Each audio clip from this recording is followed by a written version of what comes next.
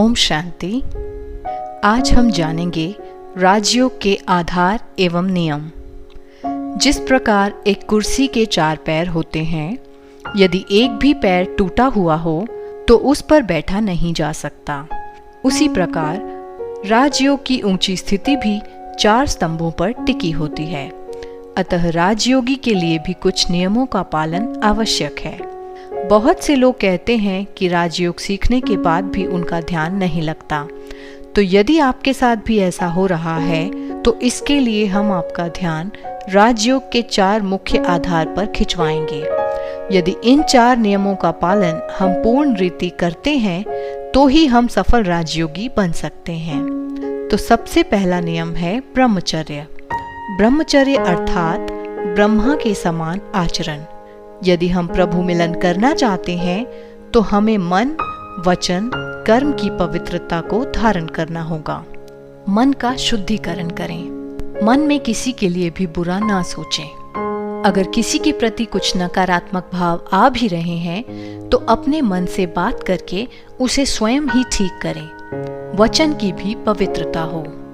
किसी को अपनी वाणी से दुख नहीं देना है, अन्यथा उनके नेगेटिव वाइब्रेशंस हमारा मन प्रभु में टिकने नहीं देंगे। इसलिए कम बोलें, धीरे बोलें और मीठा बोलें। यदि किसी के प्रति कुछ गलत बोल निकल भी जाएं, तो उनसे क्षमा अवश्य मांगे। कर्म की पवित्रता अर्थात जो भी कर्म हम करते हैं वो प्रभु की याद में करें। जरा भी मैंपन ना आए, जैसे मैंने किया या फिर मैं ही कर सकता हूँ आदि। दूसरा नियम है शुद्ध अन्न। कहते हैं भोजन बनाने वाले का प्रभाव भोजन पर पड़ता है।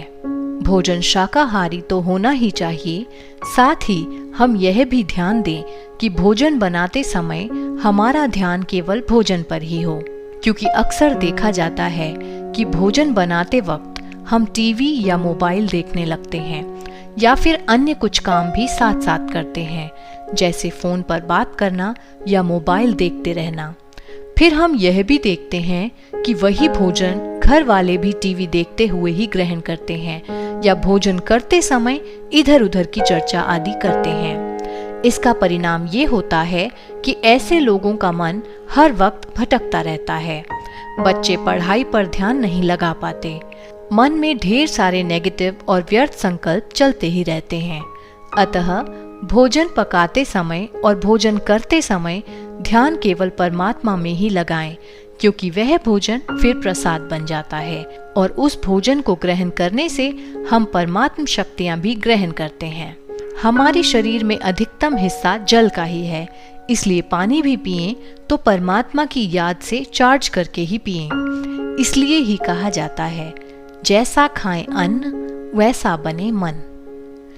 तीसरा नियम है दिव्य गुणों की धारणा।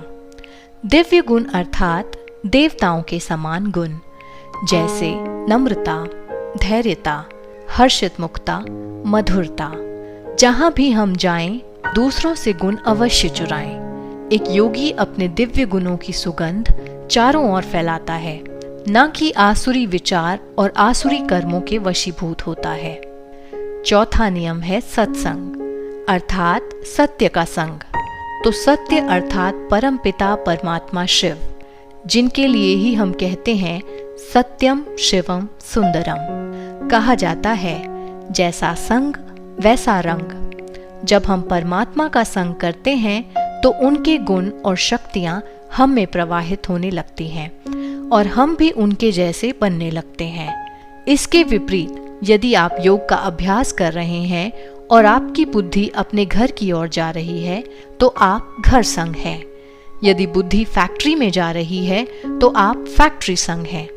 दोस्त में जा रही है तो दोस्त संग हैं। मन यदि बार बार बाहर की ओर भागे तो ऐसे में अपने मन से पूछें कि भटक भटक के क्या आज तक थके नहीं? इतना बाहर भटक कर क्या मिला? इसलिए सत्य का संग अर्थात एक शिव बाबा दूसरा न कोई। तो ये थे वे नियम जिनका पालन करने से ही मनुष्य सच्चा योगी जीवन बना सकता है। परमात्मा की याद से आत्मा के विकर्म विनाश होने लगते हैं। राजयोग से आत्मा का शुद्धिकरण होता है और फलस्वरूप वह रोग, शोक, दुख व अशांति के बंधन से छुटकारा पाने लगता है। अब कैसे पता चले कि शुद्धिकरण हो रहा है या नहीं? परमात्मा से कनेक्शन जुड़ते ही आपको शांति का, खुशी का एवं आनंद का अनुभव होगा। आप अंदर से हल्का महसूस करेंगे। यह खुशी और यह हल्कापन तभी प्राप्त होता है जब हमारे विकर्मों का बोझ समाप्त हो रहा होता है। यह राजयोग भारत का सबसे प्राचीन योग है।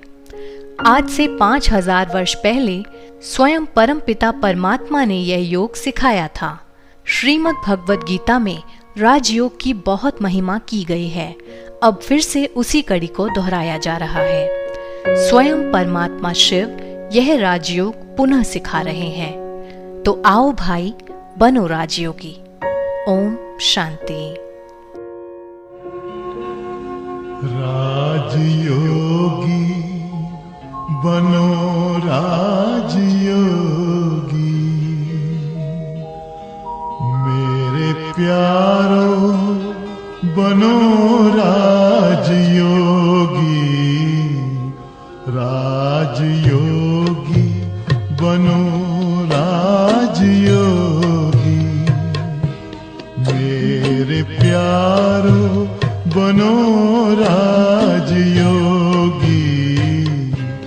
राजयोगी बनो राजयोगी।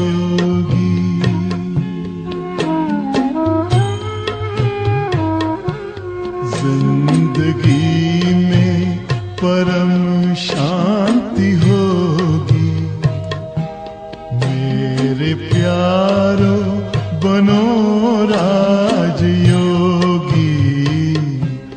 राजयोगी बनो राजयोगी।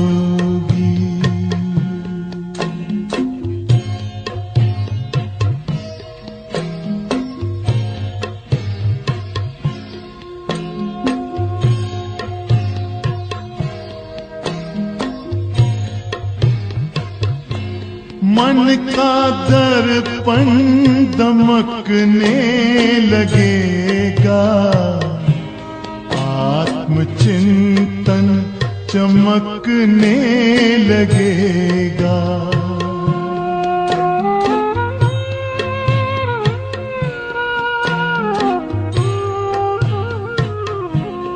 मन का दर्पण दमकने लगेगा, आत्मचिंतन चमकने लगेगा।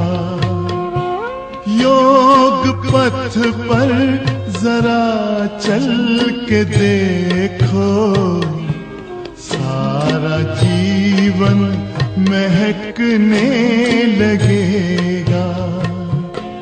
सारी काया हो,